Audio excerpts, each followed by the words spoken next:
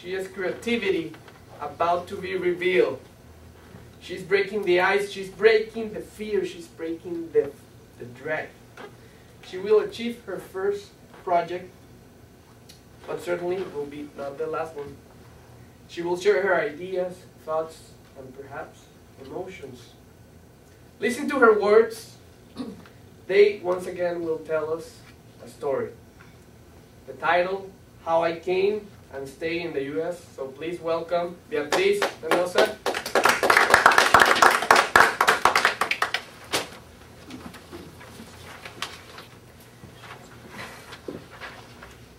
Thank you, Mr. Toastmaster, fellow Toastmasters and guests. When I was 18, I never thought I would live in the States permanently. That was back in 1991. So by now you have an idea of how old I am. After living all my life in tropical Barranquilla, I went to spend the first 5 months of the year in Chicago, which are the coldest, as you know. It was not easy to adapt to the climate, the language, or the people. My parents had sent me there so that I learn English, but also to give me an extra time to reflect about what I wanted to study in college. In my country, you have to select a major before you go to school. After finishing high school, I was so lost about my vocation that almost each day I selected a different one. On the yearbook I wrote I wanted to be a lawyer, but on the alumni registry I wrote it I wanted to be a language therapist. When people would ask me, what are you going to study? I would say psychology or nursing. Coming to the States only gave me more ideas to add to that list. After seeing Chicago's skyscraper, I thought, hey, I can be an architect. Then I said, well, maybe I can be an English teacher after seeing how Mrs. Rose transferred me from the burnout basic English class to the advanced creative writing course. And I thought that was very encouraging. At the end, my parents were a big influence, and seeing how talkative I am and how much I like writing, they helped me decide that my career was going to be mass communications. And for that, I thank them. My experience in the US was mostly good. I did learn English, but I did not make many friends. You see, I was a victim of what you call culture clash.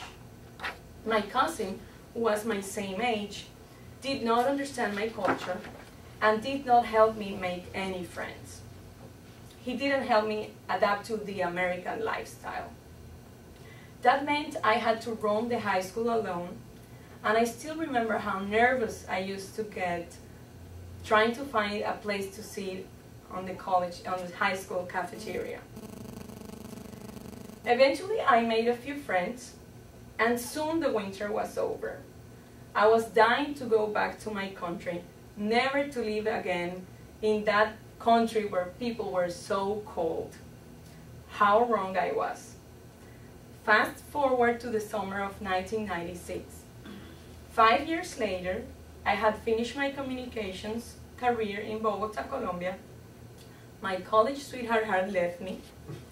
My paid internship was over. My brother was offering me free room and board in Miami, and I had a green card I needed to use or lose. So my options were pretty clear. I could stay in Bogota and look for a job, or I could move to a new country and look for a job. And I decided to take the adventurous road. The reason I stayed in the States is I got an opportunity. You see, that free room and board offer my brother made soon went up in the air. He got a job offer in Chicago.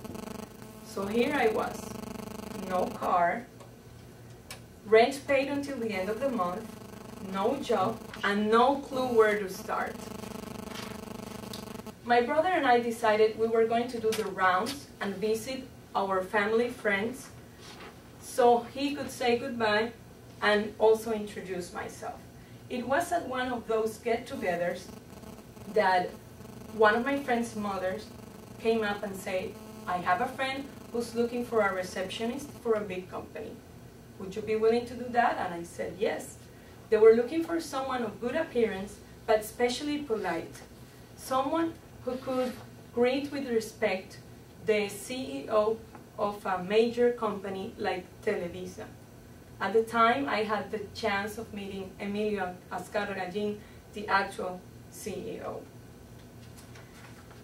That first job offered me the opportunity not of meeting exciting new people, but offered me the opportunity to be self-sufficient for the first time in my life. I could pay my bills and I could make a decent living. It gave me the opportunity of a new life in a new country. Thank you. I told you there was a story behind this undiscovered talent.